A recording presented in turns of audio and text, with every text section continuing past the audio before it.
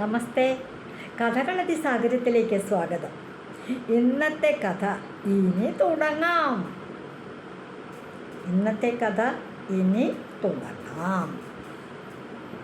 എന്താണ് ഇന്ന് തുടങ്ങുന്നത് നോക്കാം. പണ്ട് ഉത്തരേന്ത്യയിലെ ഒരു ചെറിയ നാട്ടുരാജ്യമായിരുന്നു. എന്താണ് ആ രാജ്യത്തിൻ്റെ പേര്? വംഗദേശം. അങ്ങനെയാണ് ആ രാജ്യത്തെപ്പറ്റി പറയുക. അവിടുത്തെ രാജാവായിരുന്നു വീരസേനൻ. വീരസേനൻ ആ പേര് പോലെ തന്നെ നല്ല വീരശൂര പരാക്രമിയാണ് കേട്ടോ അദ്ദേഹം. നല്ല ആചാരബാഹു, നല്ല യോദ്ധാവ്, നല്ല അസൽ സൗന്ദര്യവാനും സൗന്ദര്യവാനും ബുദ്ധിമാനും നല്ലൊരു യുദ്ധപ്പോരാളിയൊക്കെയാണ് ഈ രാജാവായ വീരസേനൻ. അദ്ദേഹത്തിൻ്റെ കൊട്ടാരം അതിവിപുലമായ എല്ലാ സൗകര്യങ്ങളുമുള്ള നല്ലൊരു കൊട്ടാരത്തിനകത്താണെങ്കിൽ അതീവ സുന്ദരിയായ ഭാര്യ. അദ്ദേഹത്തിന് 3 പുത്രന്മാരും ഉണ്ട്. പുത്രന്മാരൊക്കെ അച്ഛനെ പോലെ തന്നെ മിട്ടുമിട്ടുകാരാണ്. എവിടേക്കെങ്കിലും പട നയിച്ച് പോയി അയൽ രാജ്യമൊക്കെ ആയിട്ട് ഓരോ ദിക്കിൽ പട നയിച്ച് പോകേണ്ടി വരുമോ, യുദ്ധം ചെയ്യുകയൊക്കെ ചെയ്യുമ്പോൾ ഞാൻ മുമ്പേ ഞാൻ പോവാം, ഞാൻ പൊക്കോളാച്ചാ, ഞാൻ നോക്കാച്ചാ, അച്ഛൻ വിശ്രമിച്ചോളൂ, ഞാനാവാച്ചാ എന്ന് പറഞ്ഞ പ്രാപ്തരായ 3 പുത്രന്മാർ. അതാണ് വംഗദേശത്തെ രാജാവായ വീരസേനൻ്റെ ഒരു ജീവചരിത്രം. നല്ല വിധത്തിൽ പ്രജാക്ഷേമ തൽപരനായിരുന്നു അദ്ദേഹം. കൃഷി ധാരാളം ഉണ്ടായിരുന്നു, സമ്പത്തുണ്ടായിരുന്നു, ഖജനാവൊക്കെ നിറഞ്ഞിരിക്കണ കാലമാണ്. നല്ല ഭരണം, ജനങ്ങൾക്കെല്ലാം അദ്ദേഹത്തിന് വലിയ താല്പര്യമാണ് കേട്ടോ. അദ്ദേഹത്തിന് പ്രജകളെ പിതാവിനെ പോലെ രക്ഷിക്കുന്ന ആളും. ഈ വീരസേനൻ ഇങ്ങനെ നന്നായിട്ട് രാജ്യം ഭരിച്ചുകൊണ്ടിരിക്കുമ്പോൾ അദ്ദേഹത്തിന് ഇടയ്ക്കൊരു തോന്നൽ. കാരണം എന്താ വെച്ചാൽ അദ്ദേഹം ഒരു ദിവസം ക്ഷേത്ര ദർശനം നടത്തി വരുമ്പോൾ ആൽത്തറയിൽ ഒരു സന്യാസി ഇരിക്കണമുണ്ട്. സന്യാസിക്ക് ചുറ്റും അദ്ദേഹം എന്തോ പറയുന്നുണ്ട്. അങ്ങനെ അദ്ദേഹം ധ്യാനിച്ചിരിക്കുകയായിരുന്നു. അപ്പോൾ രാജാവ് കുറച്ച് ദൂരെ മാറി നിന്ന് നോക്കി, ഇദ്ദേഹത്തെ വെറുതെ വീക്ഷിച്ചു. എത്ര നേരമായി കണ്ണടച്ചിരിക്കണമെന്ന് അറിയാലോ. കണ്ണടച്ചിരിക്കണോ, അടുത്ത് തന്നെ കമണ്ടലും ഉണ്ട്, ദണ്ടുണ്ട്, കൈ ഇങ്ങനെ വെക്കാനായിട്ടൊരു കോല, അതിന് ഇങ്ങനെ ആകൃതിയായിട്ട് താഴേക്ക് ഒരു വാല് പോലെ ഗൾപ്പട്ടയ്ക്ക് ഒരു തൂൺ, ആ ഒരു തൂണിൻ്റെ മുകളിൽ ഇങ്ങനെയുള്ള ആകൃതി, അതും ആ കൈ വെച്ചുകൊണ്ടിരുന്നിട്ടാണ് അദ്ദേഹത്തിൻ്റെ ഇങ്ങനെ രുദ്രാക്ഷമാലയൊക്കെ ഉരുട്ടി ഓരോ മന്ത്രത്തിനും ഓരോ തവണ ഉരുട്ടും. അങ്ങനെ ഈ മാലയമ്മ 101 രുദ്രാക്ഷം കൊടുത്ത മാലയാണത്. അപ്പോൾ ഒരു പ്രാവശ്യം വലിയൊരു രുദ്രാക്ഷം ഏറ്റവും നടുക്കുണ്ട്. അപ്പോൾ ആ വലിയ രുദ്രാക്ഷത്തെന്ന് വെച്ചാൽ ആദ്യം അങ്ങോട്ട് ഒരു മന്ത്രം ചൊല്ലും. ആ മന്ത്രം ചൊല്ലി കഴിയാൽ പിന്നെ അടുത്ത രുദ്രാക്ഷം ഇങ്ങനെ ഉരുട്ടും, അപ്പോൾ ഒരു മന്ത്രം, പിന്നെ ഇങ്ങനെ ഉരുട്ടും, ഓരോ മന്ത്രത്തിനും ഇങ്ങനെ ഉരുട്ടി മന്ത്രം ചൊല്ലും. അപ്പോൾ അതൊരു വട്ടം എത്തി വീണ്ടും വലിയതിലേക്ക് എത്തുമ്പോൾ 101ാമത്തെ പോകും. അങ്ങനെ എണ്ണിക്കൊണ്ടെന്ന് പറയണ പോലെ മന്ത്രം ചൊല്ലിക്കൊണ്ടിരിക്കുന്നൊരു സന്യാസി കണ്ടു. അങ്ങനെ അദ്ദേഹം കുറച്ച് നേരം നോക്കി നിൽക്കുമ്പോൾ ഇദ്ദേഹത്തിൻ്റെ മന്ത്രം ജപം കിട്ടും. എന്തോ പറയട്ടെ, എന്താണെന്നൊന്നും മനസ്സിലായില്ല. നല്ല താടിയൊക്കെ ഉണ്ട്, വലിയ ജട മകുടമൊക്കെ ഉണ്ട്. ഒരുപാട് പേര് ശിഷ്യന്മാരെ അദ്ദേഹത്തിൻ്റെ അടുത്തേക്ക് വരുന്നു, കാവ്യവസ്ത്രധാരികളായിട്ട്. അദ്ദേഹത്തിൻ്റേതുപോലെ തന്നെ ആകാരവും പ്രകാരവും വസ്ത്രധാരണവും ഒക്കെ ആയിട്ട് അവരൊക്കെ ചുറ്റും വന്ന് താഴ്ത്തിരുന്നു. ഗുരു എപ്പോഴും പീഠത്തിൽ ഉയർന്നു വരുന്നു. എന്തൊക്കെയോ അദ്ദേഹം സംസാരിക്കുന്നുണ്ട്. അപ്പം ഈ രാജാവിന് തോന്നിയിരുന്നു, കൊള്ളാലോ, ഈ ഗുരു കൊള്ളാലോ ആൾ. ഈ ഗുരുവും ധാരാളം ശിഷ്യന്മാരും, യാതൊരു രാജഭരണത്തിൻ്റേതായ യാതൊരു വിധ ക്ലേശങ്ങളും ഇല്ല അവർക്ക്. ഈ സന്യാസികളുടെ ജീവിതം അദ്ദേഹം ചിന്തിച്ചു നോക്കിയപ്പോൾ ഇപ്പോൾ ഇവിടെ ഇരുന്ന് ജപിച്ചു ഇവിടുന്ന് എത്രയോ പേര് അതിനിടയ്ക്ക് അദ്ദേഹത്തെ വന്ന് തൊഴുന്നു. ധാരാളം കായികനികൾ, വെള്ളം ഇതൊക്കെ കൊണ്ടുവന്ന് കൊടുക്കുന്നുണ്ട്, പാല്, വെണ്ണ, നെയ്യ് അതൊക്കെ കൊടുക്കുന്നുണ്ട്. അപ്പോൾ ഭക്ഷണത്തിനുള്ള വകയും കിട്ടുന്നുണ്ട്. അത് കഴിഞ്ഞാൽ ഇവരൊക്കെ കൂടി ഇങ്ങനെ വർത്തമാനം പറയുന്നത് മതി. രാജ്യഭരണത്തിൻ്റെ പോലെയുള്ള ഒരു പ്രശ്നങ്ങളും ഇല്ല, ഒരു പരാധീനതകളും ഇല്ല, ഒന്നുമില്ല. വിശപ്പും ദാഹവും മാറാൻ ഇഷ്ടം പോലെ ഭക്ഷണം കിട്ടുന്നുണ്ട്. അത് ഇവിടുന്ന് ഇഷ്ടം പോലെ മാറിക്കഴിഞ്ഞാൽ വേറെ ഒരു സ്ഥലത്തേക്ക് പോകാം. പ്രകൃതി സൗന്ദര്യമൊക്കെ ആസ്വദിച്ച് ഇങ്ങനെ മന്ത്രം ജപിച്ചിരുന്നാൽ പോരെ, നല്ല സുഖമായ ജീവിതം ഗുരുവിൻ്റെ എന്നിങ്ങനെ തോന്നി. ധാരാളം ശിഷ്യന്മാർ കൂട്ടായിട്ട് എന്തു വേണമെങ്കിൽ ചെയ്യാൻ തയ്യാറായിട്ട്. അപ്പം രാജാവ് എന്ത് വിചാരിച്ചു, അവിടെ കൊട്ടാരത്തിൽ തിരിച്ചെത്തി കഴിഞ്ഞിട്ട് മക്കളെയൊക്കെ വിളിച്ചു. 3 പുത്രന്മാരുണ്ടായിരുന്നു, 3 ആളെയും വിളിച്ചു. നിങ്ങൾ 3 പേരും കൂടി, മൂത്ത ജ്യേഷ്ഠനെ ഞാൻ രാജാവാക്കാൻ പോവാം, 2ാമത്തെ ആൾ 1ാമത്തെ യുവരാജാവ്, 2ാമത്തെ ആൾ 2ാമത്തെ യുവരാജാവ്. അങ്ങനെ രാജാവും യുവരാജാക്കന്മാരുമായിട്ട് രാജ്യം ഭരിച്ചോളണം. ഞാൻ സന്യാസത്തിൻ്റെ വനത്തിലേക്ക് പോവുക. എനിക്ക് ഏതെങ്കിലും ഒരു നല്ല ഗുരുവിനെ കണ്ട് എത്തിപ്പിടിച്ചിട്ട് സന്യാസം സ്വീകരിക്കണം. ഇനിയുള്ള കാലം ഞാൻ സന്യാസിയായിട്ട് ജീവിക്കാനാണ് തീരുമാനിച്ചത്. അത് മഹാരാജാവിൻ്റെ കൽപ്പന, അച്ഛൻ്റെ ആജ്ഞ, ഇതൊക്കെയാണ്. ഇങ്ങനെ വേണ്ട കുട്ടികൾക്ക് പറ്റില്ല എന്ന് പറയാൻ പറ്റുമോ? അവരെന്ത് ചെയ്തു? അച്ഛൻ അങ്ങനെയാണ് താല്പര്യം എന്ന് വെച്ചാൽ അങ്ങനെ ആവട്ടെ എന്ന് വിചാരിച്ചു. അടുത്ത സുപ്രഭാതത്തിൽ തന്നെ രാജാവ് ഈ മക്കൾക്ക് ഇതൊക്കെ എഴുതിയാൽ കൊടുത്ത് രാജ്യഭാരമൊക്കെ അവരെ ഏൽപ്പിച്ച് സന്യാസത്തിന് വേണ്ടി ഗുരുവിനെ തേടിപ്പോയി. ഗുരുവിനെ അങ്ങനെ തേടിപ്പോയി ഗംഗാനദിയുടെ തീരത്ത് ഒരു ഗുരുവിനെ കണ്ടെത്തി. ഗുരുവിൻ്റെ ആശ്രമത്തിൽ ചെന്ന് കഴിഞ്ഞപ്പോൾ അവിടെ ധാരാളം പശുക്കളുണ്ട്, ആടുകൾ മേയ്ക്കുന്നുണ്ട്, പിന്നെ കൃഷി ചെയ്യുന്നുണ്ട്, സന്യാസിനികളും ഒക്കെ ഉണ്ട് അവിടെ പലരും. ആരും അങ്ങൊന്നും വലിയ സംസാരിക്കണമൊന്നും കാണാനില്ല. അവരവരുടെ ജോലിയിൽ വ്യാപൃതരായിട്ട് അങ്ങനെ സുഖമായിട്ട് ജീവിക്കുക. അപ്പോൾ രാജാവ് ചെന്നിട്ട് വേഗം ഗുരുവിനെ വന്ദിച്ചു. അപ്പം മഹാഗുരു ചോദിച്ചു, മഹാഗുരു, ഞാൻ എൻ്റെ ജീവിതത്തിൽ എൻ്റെ രാജ്യഭാരമൊക്കെ ഞാൻ എൻ്റെ പുത്രന്മാർക്ക് കൊടുത്തു. എനിക്ക് അങ്ങയുടെ ശിഷ്യനായിട്ട് ഇവിടെ കൂലിയ കൊള്ളാമെന്നുണ്ട്. എനിക്ക് സന്യാസിയാകണം, സന്യാസം സ്വീകരിക്കണം. അങ്ങ് എന്നെ ഗുരുവായിട്ടിരിക്കണം, എന്നെ ശിഷ്യനായി സ്വീകരിക്കണം എന്നിങ്ങനെ പറഞ്ഞു. അപ്പോൾ ഗുരു പ്രത്യേകിച്ച് അതിന് സമാധാനമൊന്നും പറഞ്ഞില്ല. ഇരിക്കും എന്നിങ്ങനെ പറഞ്ഞു.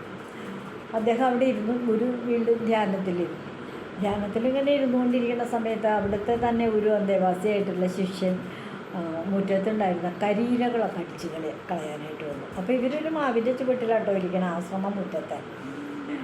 കരിയിലകൾ ഇങ്ങനെ ശിഷ്യൻ അടിച്ച് കളഞ്ഞുകൊണ്ടിരിക്കുമ്പോൾ പെട്ടെന്ന് ഇങ്ങനെ അടിച്ച് വേഗം നോക്കും. ഈ ഗുരുവും ഇരിക്കുന്ന ആൽത്തറയിലല്ലേ ഇരിക്കുന്നത്, അതിൻ്റെ അടുത്തുള്ള ഭാഗത്തുനിന്ന് ഇങ്ങനെ അടിച്ചു കഴിഞ്ഞപ്പോൾ ഉണ്ടാവണേ, കുറച്ച് മണ്ണൊക്കെ ഇളകി കിടക്കുന്നത്. ആ മണ്ണിൻ്റെ അകത്തുനിന്ന് കുറേ ആ പൊടിയൊക്കെ ഇവരുടെയൊക്കെ മേത്തായി. ഈ രാജാവിൻ്റെ ശരീരത്തിൽ കുറച്ച് പൊടിയൊക്കെ വരുന്നുണ്ട്. പൊടിയൊക്കെ പറന്ന് കണ്ണിലേക്കും മേത്തേക്കൊക്കെ വീണു. അപ്പോൾ ഉടനെ രാജാവിന് പെട്ടെന്ന് ദേഷ്യം വന്നു. അപ്പോൾ ഇതെന്താണ് ഇങ്ങനെ ഒരു മുറ്റപടിക്കൽ? മറ്റുള്ളവരുണ്ട് എന്നുള്ളൊരു ചിന്ത വേണ്ടേ? അവരുടെയൊക്കെ ശരീരത്തിലേക്ക് ഈ അഴുക്കായാൽ കൊള്ളാമോ, ഈ പൊടിയായാൽ കൊള്ളാമോ? എന്തൊരു കഥ എന്ന് പറഞ്ഞാൽ ഉറക്കം തന്നെ പ്രതികരിച്ചു. കുറച്ചുകൂടിയൊക്കെ ശ്രദ്ധ വേണം കേട്ടോ ജോലിയിൽ. അപ്പം ഞാൻ രാജാവാണെന്നുള്ള ഭാവം പോയിട്ടില്ല, അതാണ് ഇവിടെ വ്യക്തമാകുന്നത്. കുറച്ചും കൂടെ ഒക്കെ ശ്രദ്ധ വേണം നിങ്ങൾക്കൊക്കെ ജോലി ചെയ്യുന്നതിൽ. ഇപ്പോൾ കണ്ടോ, എൻ്റെ ശരീരത്തിലേക്ക് കണ്ണിലും മൂക്കിലൊക്കെ പൊടി കയറിപ്പോയി. മറ്റുള്ളവർക്ക് ഉപദ്രവകരമാകുന്ന വിധത്തിലൊന്നും ജോലി ചെയ്യണത് ശരിയല്ല എന്നിങ്ങനെ പറഞ്ഞു. ഗുരു ഒന്നും മിണ്ടിയില്ല. അത് കുറച്ച് കഴിഞ്ഞപ്പോൾ കണ്ണു തുറന്നു. അത് കഴിഞ്ഞപ്പോൾ രാജാവ് ചോദിച്ചു, എന്തായി, ഞാനിവിടെ താമസിച്ചോട്ടെ? അങ്ങയുടെ ശിഷ്യത്വം സ്വീകരിച്ച് സന്യാസം വരിക്കണം എന്നാണ് എൻ്റെ, സന്യാസിയാക്കണം എന്നാണ് എൻ്റെ മോഹം എന്ന് പറഞ്ഞു. അപ്പോൾ ഗുരു മറ്റൊന്നും പറഞ്ഞില്ല. അങ്ങയ്ക്ക് അതിനുള്ള സമയമായിട്ടില്ല. പോയിട്ട് കൊട്ടാരത്തിൽ തിരിച്ചുപോയി രാജ്യം ഭരിച്ചോളൂ. ഒരു 6 മാസം കഴിഞ്ഞിട്ട് വരും, ഇപ്പോൾ ആയിട്ടില്ല, സമയമായിട്ടില്ല എന്ന്. ഗുരു ഇപ്പോൾ സമയമായിട്ടില്ല എന്ന് പറഞ്ഞാൽ ആയിട്ടില്ലായിരിക്കും. രാജാവ് തിരിച്ചു പോവുകയും ചെയ്തു. അവിടെ ചെന്ന് കഴിഞ്ഞപ്പോൾ അച്ഛൻ വന്നപ്പോൾ മക്കൾക്കൊക്കെ സന്തോഷമായി. കാരണം എന്താണെന്ന് വെച്ചാൽ അച്ഛൻ വന്നല്ലോ, വേഗം വന്നല്ലോ, രാജ്യഭാരം ഉടനെ തന്നെ ഞങ്ങളെ ഏൽക്കണ്ടല്ലോ. അവരൊക്കെ അങ്ങനെ തൊട്ടും പിടിച്ച് രാജാവിനെ സഹായിച്ചുകൊണ്ട് വന്നു. രാജാവ് പതിവ് പോലെ ഭരണം തുടങ്ങി പറഞ്ഞ പോലെ. എന്നാലും സന്യാസിയാവണം എന്നുള്ള മോഹമൊട്ട് പോയിട്ടുമില്ല. അങ്ങനെ ഇരിക്കെ കുറച്ച് ദിവസം കഴിഞ്ഞ് 6 മാസം ആവാറായി. 6 മാസമായി. ഇപ്പം ഇങ്ങനെ നോക്കിയിരിക്കുക. 6 മാസമായി. മാസം 1 കഴിഞ്ഞു, 2 കഴിഞ്ഞു, 3, 4, 5, 6 മാസമായി. 6 മാസം അങ്ങോട്ട് കഴിഞ്ഞ വഴിക്ക് ഒട്ടും താമസിച്ചില്ല. മക്കളോട് പറഞ്ഞു, ഞാൻ വീണ്ടും വനത്തിലേക്ക് പോവുകയാണ്. ഞാൻ ആ ഗുരുവിനെ കണ്ട് സന്യാസം സ്വീകരിക്കാൻ പോവുകയാണ്. അദ്ദേഹം എന്നെ ശിഷ്യനായിട്ട് സ്വീകരിച്ചാൽ ഞാൻ പിന്നെ അവിടെ താമസിക്കേണ്ടാവുള്ളൂ. രാജ്യമൊക്കെ നമ്മളിവിടെ ഭരിച്ചോളൂ എന്നും പറഞ്ഞ് രാജാവ് അങ്ങ് പോവുകയും ചെയ്തു. പോയി അവിടെ ചെന്നിരുന്ന് കഴിഞ്ഞപ്പോൾ ഈ പറഞ്ഞ പോലെ ആശ്രമം അവിടെ തന്നെ ഇട്ട് അദ്ദേഹം മുഖത്ത് തന്നെ ആശ്രമാങ്കണത്തിലുള്ള മുറ്റത്തിൻ്റെ കെട്ടിയ ഒരു വലിയ മാവിൻ്റെ ചുവട്ടിലായിട്ട് ഗുരു ഇരിക്കുന്നുണ്ട്. മറ്റുള്ള ഓരോരുത്തർ അത് അവിടെ ഓരോരോ ജോലികളൊക്കെ ആയിട്ട് അങ്ങനെ നടക്കുന്നുണ്ട്. അന്ന് പ്രഭാതമാകണേ ഉള്ളൂ. അപ്പോൾ സന്യാസിമാരിൽ ചിലരൊക്കെ ഈ പശുക്കിടാങ്ങളെ കൊണ്ടുപോയി കുടിപ്പിച്ച് പശുക്കളെ കറക്കുകയാണ്. അകത്താണെങ്കിൽ ഇങ്ങനെ ശബ്ദം കേൾക്കാം. രാവിലെ തന്നെ ഇങ്ങനെ തൈര് കടയുന്ന ശബ്ദം കേൾക്കാനുണ്ട്. അപ്പോൾ ചില സന്യാസികളൊക്കെ ഇങ്ങനെ സന്യാസിനിമാരകത്ത് തൈര് കടയാണ്, വെണ്ണയൊക്കെ എടുത്ത് സൂക്ഷിച്ച് വയ്ക്കാനായിട്ട് വീട്ടാവശ്യത്തിന്. മറ്റു ചിലർ പശുവിനെ കറക്കുന്നു. വേറെ പുരുഷന്മാർ ചിലരൊക്കെ പശുക്കളെ മാറ്റി കെട്ടുകയും അങ്ങോട്ട് കൊണ്ടുപോവുകയും തൊഴുത്തിൽ നിന്ന് ഇങ്ങോട്ട് കൊണ്ടുവരികയും ചിലർ പശുവിനെ കറക്കുകയൊക്കെ ചെയ്യുന്നു. അങ്ങനെ പ്രഭാത കൃത്യങ്ങൾ അങ്ങനെ നടന്നുകൊണ്ടിരിക്കണമെന്ന് മാത്രം. ചൂടാക്കിയ വെള്ളമൊക്കെ കൊണ്ട് കൊടുക്കേണ്ട പശുക്കൾക്ക് അവയൊക്കെ കുളിപ്പിച്ച് റെഡിയാക്കി നിർത്തിയേക്കുക. കുളിപ്പിച്ച് കാലത്തെ തന്നെ പശുക്കളെ കുളിപ്പിച്ച് കഴിഞ്ഞാൽ അവർക്ക് തണുത്ത് കഴിഞ്ഞാൽ ദേഹമൊക്കെ ഒപ്പി തുടച്ച് വൃത്തിയാക്കി കഴിഞ്ഞ് പശുവിനെ കറക്കും മുമ്പായിട്ട് ഒരു വലിയ പാത്രം വെള്ളമൊക്കെ കേട്ടിട്ടുള്ള ചൂടുള്ള വെള്ളം കൊടുക്കുക പശുക്കൾക്ക്. നമ്മൾക്ക് കുളി കഴിഞ്ഞ് വരുമ്പോൾ ഒരു ചൂടെ ചായ കുടിക്കുന്നത് ഒരു സുഖമല്ലേ, അതേപോലെ തന്നെ. അപ്പോൾ രണ്ടാമത്തെ പ്രാവശ്യം ഇങ്ങനെ ആശ്രമത്തിലെ കൃത്യങ്ങളൊക്കെ കാലത്തെ നടക്കുന്നുണ്ട്. സന്യാസി അവിടെ ഇരുന്ന് ധ്യാനിക്കുന്നുണ്ട്. വേഗം സന്യാസിയോട് ചെന്ന്, നമസ്കാരം ഗുരു, മഹാഗുരു, ഞാൻ കഴിഞ്ഞ ദിവസം വന്നു, അങ്ങ് എന്നെ ഓർക്കുന്നുണ്ടാവുള്ളൂ. പിന്നെ ഞാൻ ഓർക്കുന്നില്ലേ, രാജാവല്ലേ അങ്ങ്, വീരസേന മഹാരാജാവല്ലേ, എനിക്ക് അങ്ങേ അറിയാം, 5-6 മാസം ഞാൻ പറഞ്ഞു വിട്ടതാണല്ലോ 6 മാസം കഴിഞ്ഞിട്ട് വരാൻ. അതെ, അതുകൊണ്ടാണ് ഞാനിപ്പോൾ വന്നത്. ഇപ്പോൾ 6 മാസം കഴിഞ്ഞു. എനിക്ക് അങ്ങയുടെ ശിഷ്യനാകണം, എനിക്ക് സന്യാസം സ്വീകരിക്കണം, എനിക്ക് അങ്ങയെപ്പോലെ ഒരു ഗുരുവാകണം, മഹാഗുരുവാകണം എന്നൊക്കെ പറഞ്ഞു. അപ്പോൾ ഇരിക്കൂ, അങ്ങിരിക്കൂ, വിശ്രമിക്കൂ എന്ന് പറഞ്ഞ് പീഠം ഇട്ട് കൊടുത്തു. ആ പീഠത്തിൽ സന്യാസിനടുത്തായിട്ട് ഇരിക്കുകയും ചെയ്തു. അങ്ങനെ ഇരിക്കുന്ന സമയത്ത് അപ്പോൾ ഇവർ പോകുമ്പോൾ അപ്പോൾ വേണ്ട, ഞാൻ ഇവിടെ താഴ്ത്തിരുന്നോളാം പറഞ്ഞിട്ട് താഴ്ത്തിരുന്നു മഹാരാജാവ്. താഴത്തെ ഒരു പീഠമൊക്കെ ഇട്ട് കൊടുത്ത് അവിടെ ഇങ്ങനെ ഇരുന്നുകൊണ്ടിരിക്കുമ്പോൾ വേറെ എവിടെ അകത്തെ ഏതോ ഒരു സ്ഥലം വൃത്തിയാക്കിയിട്ട് ഉള്ള വെള്ളം ഇങ്ങനെ ഇതിൽ പിടിച്ചിട്ട് വലിയ പാത്രത്തിൽ പിടിച്ചിട്ട് അത് ഇങ്ങനെ വട്ടം പിടിച്ച് കൊണ്ട് ദൂരെ കളയാൻ കൃഷിസ്ഥലത്ത് കൊണ്ടുപോയി ഒഴിക്കാനായിട്ട് വെള്ളവും കൊണ്ട് ഒരു ശിഷ്യൻ ഈ രാജാവിൻ്റെ അടുത്തുകൂടി പോയില്ല. അപ്പോൾ ഇങ്ങനെ വലിയ പരന്ന പാത്രത്തിൽ ഇങ്ങനെ വട്ടം പിടിച്ചപ്പോൾ വെള്ളം ഇങ്ങനെ വെട്ടി തെറിക്കുന്നുണ്ടാവും. അങ്ങനെ തെറിച്ച കൂട്ടത്തിൽ ഈ രാജാവിൻ്റെ മേത്തും 5-6 തുള്ളി അഴുക്ക് വെള്ളം വീണെങ്കിൽ ഒരേ പുകില് രാജാവിനങ്ങ് ആകെ ദേഷ്യം വന്നു. ഈ അഴുക്ക് വെള്ളം തൻ്റെ മേത്തേക്ക് തെറിപ്പിച്ചില്ലേ ഈ ശിഷ്യൻ. ചാള് എന്തൊരു മനുഷ്യരാണപ്പോൾ, എന്നെ മഹാരാജാവാണെന്നുള്ളത് കൊണ്ടേ ഒരു മനുഷ്യൻ മറ്റൊരാളുടെ മേലേക്ക് അഴുക്ക് വെള്ളം തെറിപ്പിക്കാൻ കൊള്ളാവോ? രാജാവിന് ദേഷ്യം വന്നു, വല്ലാണ്ട ദേഷ്യം വന്നു. ആർക്കായാലും വരില്ലേ ദേഷ്യം? അവിടെ വന്നിട്ട് ചോദിച്ചു തന്നെ, താൻ എന്താടോ, താൻ എന്ത് ജോലി ചെയ്യണേ, ഇങ്ങനെയാണ് ഈ വക ജോലിയൊക്കെ ചെയ്യുക? കുറച്ച് വൃത്തിയും ശുദ്ധിയൊക്കെ വേണ്ടേ ജോലിക്ക്? താൻ കൊണ്ടുവരുന്നത് അഴുക്ക് വെള്ളമല്ലേ? ആ അഴുക്ക് വെള്ളം കൊണ്ടുപോകുമ്പോൾ പോണവരുടെ വഴിക്കുള്ളവരുടെയൊക്കെ മേത്ത് തെറിക്കല്ലേ ചെയ്ത്? ഞാൻ അവിടം തൊട്ടേ ഇവിടെ ഓരോരോ കാര്യത്തിനായിട്ട് അങ്ങോട്ട് ഇവിടെ നടക്കുന്ന ആൾക്കാരില്ല. ഈ 2 വശത്തേക്ക് വെള്ളം ഇങ്ങനെ തെറിച്ചുകൊണ്ട് പോയി കഴിഞ്ഞാൽ ഇവിടെയൊക്കെ അഴുക്ക് വെള്ളം തെറിക്കുന്നു എന്ന് മാത്രമല്ല ആൾക്കാരുടെ മേലേക്ക് കൂടെ തെറിക്കുകയല്ലേ ചെയ്യുന്നത്. അത് മഹാമോശമായ പരിപാടിയാണ്. വൃത്തിയായിട്ടും ശുദ്ധിയായിട്ടുമൊക്കെ ജോലി ചെയ്യാൻ ശ്രദ്ധിക്കണം. വെറുതെ എന്തെങ്കിലും കാണിച്ചു കൂട്ടിയാൽ പോരാ എന്നൊക്കെ പറഞ്ഞ് രാജാവോ വീരസേന രാജാവ് ഈ ശിഷ്യനെ, ഗുരു മഹർഷിയുടെ ശിഷ്യനെ ഒരുപാട് ചീത്തയൊക്കെ പറഞ്ഞു. തീരെ സുഖമായില്ല അത് എന്നൊക്കെ പറഞ്ഞു. അപ്പോൾ അത് സന്യാസി കേൾക്കുന്നുണ്ട്, അദ്ദേഹം കേൾക്കുന്നുണ്ട്. ഇത് രാജാവായ കാരണം ഒന്നും എതിർത്ത് പറയാനും നിന്നില്ല. കുറച്ച് കഴിഞ്ഞ് എന്നിട്ട് ശിഷ്യൻ അങ്ങോട്ട് പോവുകയും ചെയ്തു ഒഴുക്ക് വെള്ളവും കൊണ്ട്. പിന്നീട് രാജാവ് അവിടെ ഇരിക്കുകയും ചെയ്തു. കുറച്ച് കഴിഞ്ഞപ്പോൾ കണ്ണ് തുറന്നു ഒരു കണ്ണ് തുറന്ന് നോക്കുമ്പോൾ രാജാവ് അവിടെ ഇരിക്കുന്നുണ്ട്. അപ്പോൾ അങ്ങ് പോയില്ല അല്ലേ? ഇല്ല, ഞാൻ പോയില്ല, ഞാൻ ഇന്നിവിടെ താമസിക്കാനല്ലേ വന്നേക്കണേ ഇന്ന് തൊട്ട്. പിന്നെ എങ്ങനെയായി പോണേ? എനിക്ക് സന്യാസം സ്വീകരിക്കണം, അങ്ങ് എന്നെ ശിഷ്യനാക്കണം, അതാണ് എൻ്റെ ആവശ്യം. അപ്പോൾ രാജാവിന് മനസ്സിലായി. രാജാവ് അതാക്കാമായിരുന്നു, പക്ഷേ സന്യാസം സ്വീകരിക്കാനൊക്കെ ഒരു സമയമുണ്ട്, നിങ്ങൾക്ക് ആ സമയമായിട്ടില്ല. 6 മാസം കൂടെ കഴിഞ്ഞിട്ട് വരും. ഓ, ഇതിപ്പോൾ ആദ്യത്തെ 6 മാസം പോയി, ഇപ്പം രണ്ടാമത് ഞാൻ 6 മാസം കാത്തിരിക്കണം, അല്ലാതെ എൻ്റെ ശിഷ്യത്വം സ്വീകരിക്കാൻ പറ്റില്ല. ആയിട്ടില്ലെന്നേ, സമയമായിട്ടില്ല. എന്തിനാ ചാണ്ടിയം പിടിക്കണേ? സമയമാകുമ്പോൾ ഞാൻ പറയാം, എവിടെയായാലും ശരിയാവില്ല, അതെനിക്ക് സമയമായിട്ടില്ല എന്നും പറഞ്ഞ് വീണ്ടും പറഞ്ഞു. കൊട്ടാരത്തിൽ ചെന്നു. പുത്രന്മാരൊക്കെ ആദ്യം ചെന്നപ്പോൾ അച്ഛൻ പോയിട്ട് പിന്നെ തിരിച്ചു വന്നപ്പോൾ ഒരു ചെറിയ സന്തോഷമൊക്കെ ഉണ്ടായിരുന്നു. ഇതിപ്പോൾ 6 മാസം കഴിഞ്ഞ് അങ്ങോട്ട് തിരിച്ചു ചെന്നപ്പോൾ ഒരു സന്തോഷമില്ല. തങ്ങൾ ഭരിച്ചുകൊണ്ടിരുന്ന രാജ്യം ഇപ്പം അങ്ങോട്ട് കൊടുക്കണ്ടേ അച്ഛനെ, അതാണ് സന്തോഷമില്ലായ്മ. രാജാവ് അപ്പം എന്ത് വിചാരിച്ചു, ഞാൻ പോയി ഇവിടുന്ന് കുറച്ച് നാൾ മാറിയില്ല, അപ്പോൾ ഈ കൊട്ടാരവും മക്കളും ഒക്കെ എന്നെ മറക്കാനുള്ള പുറപ്പാടാണ്, ഇനിയിപ്പോൾ എന്താ ചെയ്യട്ടെ എന്നിങ്ങനെ വിചാരിച്ചിരിക്കുകയാണ്. അങ്ങനെ എന്തായാലും ഒരു 6 മാസം കൂടെ കഴിയട്ടെ, അത്രയും അങ്ങനെ പറ്റില്ലല്ലോ എന്ന് വിചാരിച്ചു. രാജാവ് അവിടെ ചെന്ന് 1 മാസം കഴിഞ്ഞു, 2 മാസം കഴിഞ്ഞു, 3 മാസം, 4 മാസം, 5 മാസം, 6 മാസമായി. കട്ടിച്ച് നിന്നു ഒരു കണക്കിന് 6 മാസം. രാജാവിനങ്ങോട്ട് പോരാൻ ധൃതിയില്ല. മക്കൾക്കാണെങ്കിൽ അച്ഛൻ പോയിട്ട് വേണം ഞങ്ങൾക്കൊന്ന് ഭരിക്കാൻ എന്നുള്ള ധൃതി അവർക്കുണ്ട്. പക്ഷെ 6 മാസം എന്ന് കുരു ഇങ്ങനെ പറഞ്ഞുകൊണ്ട് 6 മാസം വരെ കടിച്ചു പിടിച്ച് നിൽക്കാൻ മാത്രമേ ഉള്ളൂ. 6 മാസം കഴിഞ്ഞ പിറ്റേ ദിവസം തന്നെ രാജാവ് പോയി ശിഷ്യൻ്റെ അടുത്തേക്ക്. ശിഷ്യൻ്റെ അടുത്ത് ചെന്നിട്ട് പോണേ. അപ്പോൾ അതിനോട് ഇടയ്ക്ക് ഒരു മഴക്കാലം വന്നു. 2-3 മാസം അടുപ്പിച്ച് നല്ല മഴ. അപ്പോൾ കൃഷിക്കാരൊക്കെ പാടത്തിറങ്ങിയിട്ടില്ലായിരുന്നു. അങ്ങനെ ഈ ആശ്രമത്തിൻ്റെ പരിസരത്തിൽ മുറ്റത്ത് ചെന്നിട്ട് ധാരാളം വെള്ളം തളം കെട്ടി കിടക്കുന്നുണ്ട് പറമ്പിലും ആശ്രമത്തിലും ഒക്കെ ആയിട്ട്. ആ മഴ പെയ്തില്ലേ തുടർച്ചയായിട്ട് അവ വെച്ചിട്ടാകെ ആകെ തെറ്റിത്തെറിച്ചാൽ കിടക്കുന്നു.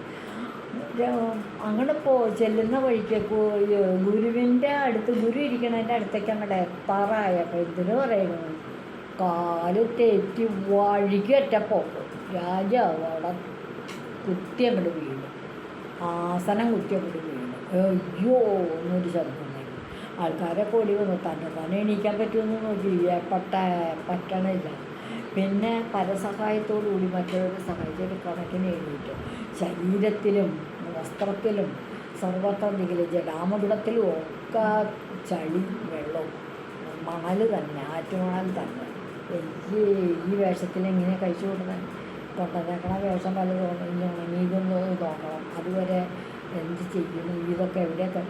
വേഗം രാജാവ് അപ്പോൾ പോയി എണീറ്റ് എന്തായാലും എന്ത് വസ്ത്രം ഉണ്ടെങ്കിലും കഴുകി കളയാതെ കൊണ്ട് തനിക്ക് ജീവിക്കാൻ പറ്റില്ല.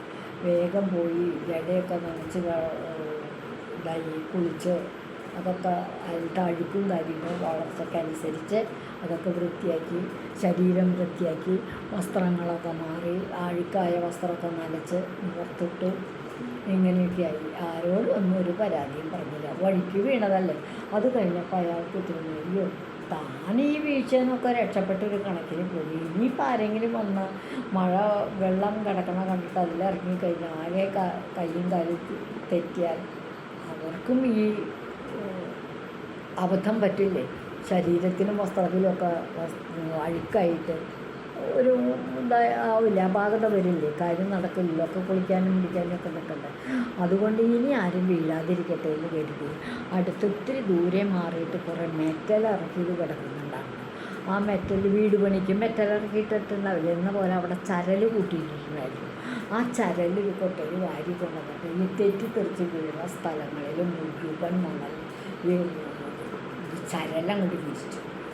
പല പ്രാവശ്യം കൊട്ടയിൽ എടുത്തു കൊണ്ടുവന്നിട്ട് മുറ്റം നിറയെ ചരല വിരിച്ചു. അപ്പോൾ പിന്നെ എന്താ വെച്ചാൽ ആരെങ്കിലും ഇറങ്ങി വരുമ്പോൾ പക്ഷിയുടെ അടുത്തേക്ക് പോവുകയാണെങ്കിൽ തന്നെ ചരൽ വാരിയിട്ടിട്ടുള്ള നല്ല സ്ഥലത്ത് കൂടി പോകാനായിട്ട് സാധിക്കും. ഇയാളിങ്ങനെ ചരൽ കൊണ്ടുവന്ന് മുറ്റത്ത് ഇടുന്ന കാഴ്ച ഗുരു കണ്ടു, അവിടെ ഇരുന്ന് കണ്ടു. അപ്പോൾ മറ്റുള്ളവർ ചോദിച്ചു എന്താ അയാൾ ചെയ്യണമെന്ന് ചോദിച്ചത്. അവിടെ കുറച്ച് മാറിയിട്ട് കുറേ ചരൽ കിടക്കുന്നുണ്ട്. ആ ചരൽ കൊണ്ടുവന്ന് നിരത്ത് അയാൾ വീണ സ്ഥലത്തും ഇവിടെ വെള്ളമുള്ള ഇടത്തൊക്കെ. അപ്പോൾ വെള്ളമൊക്കെ ഈ ചരൽ ചെന്ന് കിടക്കുമ്പോൾ ചരൽ വെള്ളം നിൽക്കുമ്പോൾ ആൾക്കാരുടെ ചവിട്ട് കൊള്ളണമെന്ന് ചരല അത്ര തെറ്റിത്തെറിച്ച് വഴിക്കൊന്നും പോവില്ല. ആ ഒരു ധൈര്യത്തും അയാൾ പോയി വീട്ടിന്. അപ്പോഴേക്കും ഇയാൾ വന്നു, ഗുരു വന്നു, അകത്തേക്ക് വരാൻ പറഞ്ഞു, വിളിക്കുന്നു പറഞ്ഞു. നെല്ല് സന്യാസം സ്വീകരിക്കാനായിട്ടുള്ള ഒരു സ്ഥലമുണ്ട്, സന്യാസിമാരൊക്കെ ഇരുന്ന് ധ്യാനിക്കണം. അവിടെ പോയിരുന്ന് ധ്യാനിക്കുകയായിരുന്നു. അവിടെ നിന്ന് വിളിച്ചു, രാജാവ് വിളിച്ചു. രാജാവിനെ മാത്രമായിട്ട് വിളിച്ചു. എന്നിട്ട് അദ്ദേഹത്തിൻ്റെ എന്നോട് സന്യാസി പറഞ്ഞു എവിടേക്കാണ് പോയിരുന്നത് ചോദിച്ചു. അപ്പോൾ ഞാനിങ്ങനെ വന്നേക്കുമ്പോൾ വീണുപോയി മറ്റേ ആൾ വണ്ടി വലിക്കുന്ന ആൾ. അപ്പോൾ അതുകൊണ്ട് ഞാനവിടെ ആ ചളിയിൽ വീണ. അപ്പോൾ എൻ്റെ വസ്ത്രം മാറി കുളിക്കുകയൊക്കെ ചെയ്തതാണ്, വേറെ വസ്ത്രം ഇട്ടു. അതുകൂടാതെ കൊണ്ട് ഇനി വരുന്നവർക്ക് ഇതിനല്ലേ ആവോ ഗതി, തെറ്റിത്തെറിച്ച് വീണാലോ എന്ന് കരുതി അവിടെ വീഴാതിരിക്കാൻ ചരലും കൊണ്ടുവന്നിട്ടു. അതാണ് ചെയ്തത്. അവിടേക്ക് പോയിരിക്കുന്നു, അതുള്ള വൈകിയെന്നൊക്കെ പറഞ്ഞു. ഇത് കേട്ടപ്പോൾ ഗുരുവിൻ്റെ മനസ്സ് വളരെ സന്തോഷിച്ചു എന്ന് മാത്രമല്ല, ഗുരു ശിഷ്യനോ തന്നെ ഞാൻ മഹാരാജാവേ വങ്കരദേശത്തെ മഹാരാജാവേ വീരസേന ഞാൻ ഇന്നു മുതൽ നിങ്ങളെ ശിഷ്യനായിട്ട് സ്വീകരിച്ചിരിക്കുന്നു. കാരണം ഒരു തിക്തമായ അനുഭവം ഉണ്ടാകുമ്പോൾ അതിന് പല വിധത്തിലും പ്രതികരിക്കാം. താൻ ആദ്യം വന്ന ശിഷ്യനാകാറായിട്ടില്ല എന്ന് പറഞ്ഞപ്പോൾ മറ്റൊരാൾ മുറ്റപ്പിടിച്ചപ്പോൾ തൻ്റെ ദേഷ്യം ഒട്ടും ക്ഷമിക്കാനോ മറക്കാനോ ഒന്നും പറ്റില്ല. ആ സ്ത്രീ മുറ്റം അടിച്ചുകൊണ്ടിരിക്കുമ്പോൾ അല്പം പൊടിയായി എന്ന് പറഞ്ഞ് ഉപേക്ഷിച്ചോടിപ്പോയി. അത് ശരിയല്ല. ഒരു നല്ല മഹർഷിയാകാനുള്ള യോഗ്യത ഇല്ലാത്ത ആളെ അങ്ങനെ ചെയ്തു. അതില്ലാത്ത ആൾ ചെയ്ത് കഴിഞ്ഞിട്ടാണ് പിന്നെ ഇത് ഉണ്ടായത്. വീണ്ടും ശരീരത്തിലെ പൊടിയൊക്കെ കഴുകി കളയേണ്ടി വന്നു. അപ്പോൾ അയാളും ശ്രദ്ധക്കുറവുണ്ട് ജോലിയിൽ. നിങ്ങളവരെ ശാസിക്കുകയൊക്കെ ചെയ്തു. ദേഷ്യം നിങ്ങൾക്ക് വന്നു. നല്ലതുപോലെ ശാസിക്കുകയൊക്കെ ചെയ്തു. അവരതൊക്കെ കേട്ടുണ്ടാകുന്നില്ലേ ഉള്ളൂ. മൂന്നാമത്തെ പ്രാവശ്യമാണ് ഇപ്പോൾ വരുന്നത്. ഈ പ്രാവശ്യം നിങ്ങൾ വളരെ പക്വതയോടെ ഇതുവരെ പെരുമാറി. ഇപ്പോൾ തരക്കേടില്ലാത്ത സ്വഭാവങ്ങളൊക്കെ കിട്ടിയിട്ടുണ്ട്. പക്ഷെ നിങ്ങളൊരു കാര്യം ചെയ്യണം. മറ്റുള്ളവരെ കുറ്റപ്പെടുത്തുമ്പോൾ ഉപദേശിക്കുമ്പോൾ അത്തരത്തിലുള്ളൊരനുഭവം നമുക്ക് വന്നാൽ നമ്മൾ എന്ത് ചെയ്യുമെന്ന് ചിന്തിക്കണം. ഇപ്പം നിങ്ങൾ ചിന്തിക്കാൻ തുടങ്ങി. നിങ്ങൾക്ക് പറ്റിയപ്പോൾ നിങ്ങൾ ചളിയൊക്കെ കളഞ്ഞു ഇതിനെ പാത്രത്തിലാക്കി വയ്ക്കുകയും ചെയ്തു. ബാക്കിയുള്ള ഈ ചരൽ വിരിച്ച് മറ്റുള്ളവർ വീഴാതെ നോക്കുകയും ചെയ്തു. മറ്റുള്ള ഒരു പാത്രം ചരലിൽ എപ്പോഴും നിറച്ചും വെച്ചു.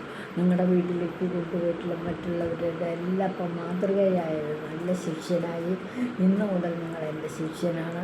നിങ്ങൾക്ക് അച്ഛനമ്മമാരിൽ നിന്ന് രക്ഷപ്പെടാനായിട്ട് പണം ചിലവാക്കണമെന്നുണ്ടെങ്കിൽ ആകാം. അതേസമയം നിങ്ങളുടെ കടമ കടമ നിർവഹിക്കുകയും ചെയ്തിട്ടുണ്ട്. ഇതാണ് ഇന്നത്തെ കഥ. ഇനി നമുക്ക് ഇവിടെ നിന്ന് സന്യാസം തുടങ്ങാം.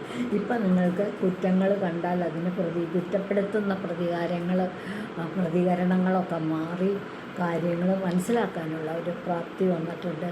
അപ്പോൾ അതുകൊണ്ട് കാര്യം 10-12 കൊല്ലമൊക്കെ വേണ്ടി വന്നു, ആയിക്കോട്ടെ.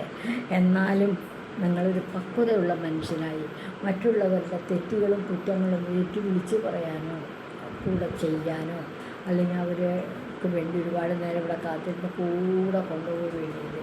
അങ്ങനെയുള്ള സ്വഭാവങ്ങളൊന്നും നിങ്ങൾക്ക് ഇനി മേലാൽ ഉണ്ടാവുകയില്ല, ഉണ്ടാകാനും പാടില്ല. അതുകൊണ്ട് പൊയ്ക്കോളൂ, സന്യസിച്ചോളൂ എന്ന് പറഞ്ഞ് അനുഗ്രഹിച്ച് വിടുകയും ചെയ്തു. ഇതാണ് ഇന്നത്തെ കഥ. ഇതുവഴി വന്നാലും ഇത്തിരി നേരം ഇരുന്നാലും കഥകൾ പറഞ്ഞാലും